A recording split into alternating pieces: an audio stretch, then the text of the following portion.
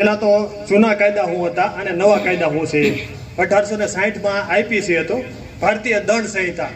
બરોબર, આપણે જે જો ને કલમ બોલતા 302 લાગી છે, 402 છે, 420 છે. આપણે કે ગમે એ વ્યક્તિ હોય, કોઈ આમ છેતરપિંડી કરનારું હોય, વિશ્વાસઘાત કરનારું હોય, એને એટલું જ કહે કે આ તો 420 છે.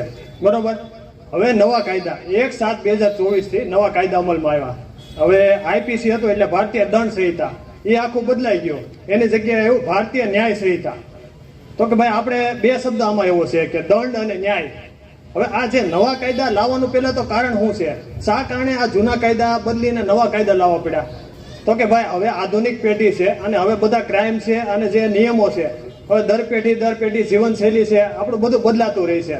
એટલે એના માટે જરૂર પડી શું છે? તો કે ભાઈ નવા કાયદા લાવવાની. એ માટે ભારત સરકાર દ્વારા નવા કાયદા લાવવા અમલમાં આવ્યા છે.